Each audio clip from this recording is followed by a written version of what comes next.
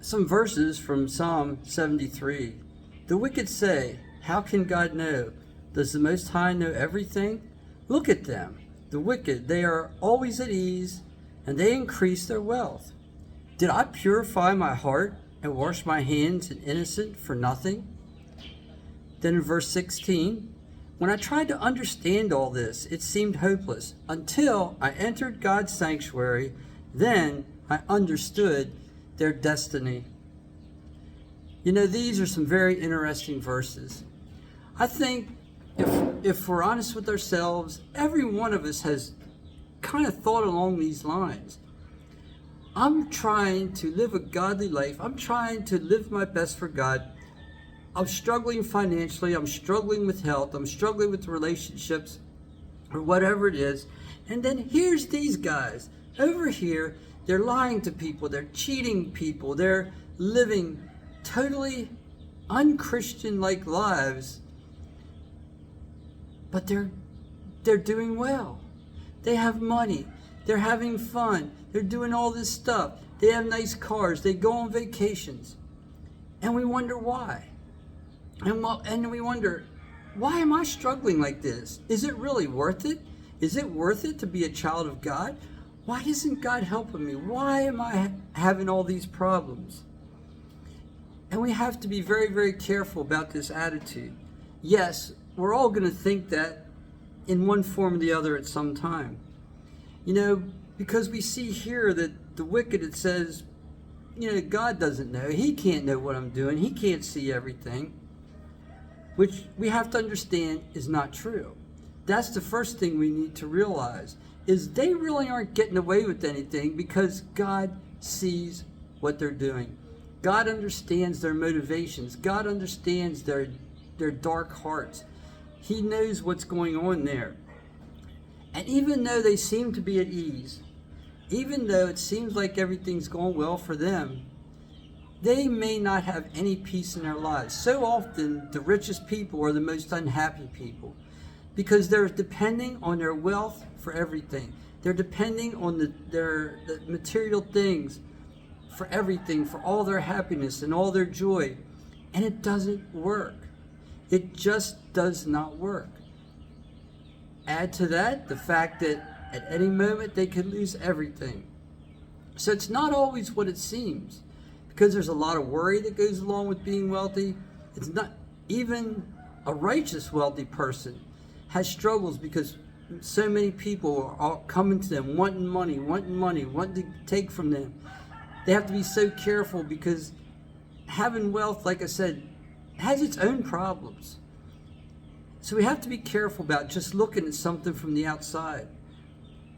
But then it goes on and says this, when I tried to understand this, it seemed hopeless. That's true.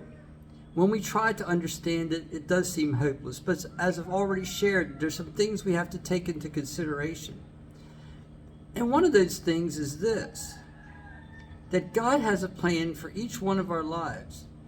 If we choose to follow his plan, Jesus never promised an easy life. He said, in fact, it's going to be just the opposite. You're going to have trials. You're going to have tribulations. You're going to have troubles. If they hated me, of course they're going to hate you. So it's unrealistic for us to think that we should have it easy just because we're a child of God, just because we're trying to do the right thing.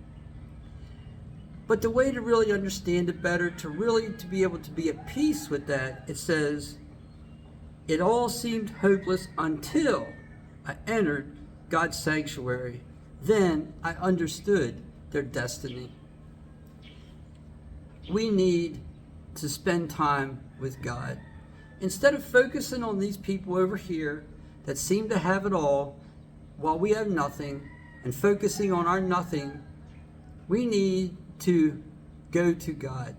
We need to go into his sanctuary. We need to give ourselves to him each and every day. We need to spend time in his word. We need to pray.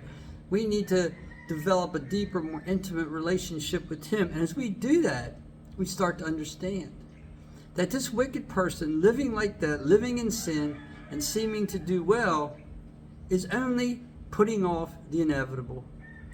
All things that we do are going to be judged. And that person, for more than likely, is not even a child of God. So their destiny is hell. Now, we have to understand that our destiny as a child of God is heaven. So what we do here is going to be worth it. Plus, God tells us, do not build up things, treasures on earth, where moth and rust will destroy, but to build up treasures in heaven. And when we're serving God, when we're being obedient to Him, whether we're poor, whether we're rich, whether we struggle with things or don't struggle with things, we're building up treasures in heaven. Those things will be counted to our account when we get there. And, if we're a child of God, we know we're going to go to heaven. But if we're a child of God that's kind of living on the edge, kind of doing things our own way, we're going to lose all those rewards. Everything that we gain here, whether it's by the right way or the wrong way, is going to stay here. Those material things, the money, the health, everything stays here.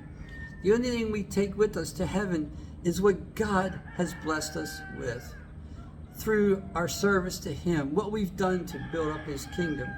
So we need to not, in some ways, we should pity the rich, especially the rich that are not children of God. But we should also understand that the rich that are children of God and living righteously, they don't have it as easy as we think. Maybe from a material standpoint it's easy, but from an emotional, from a spiritual, they still have to struggle to serve God well with their wealth. So I'm going to encourage you to put more of your focus on God, less of your focus on your problems, less of your focus on other people. And I would encourage you to just really focus on your relationship with God. A deeper, more intimate relationship is what we really need. If you've enjoyed this video, if it's been encouraging to you, please like, share, and subscribe. And as always, may God bless you.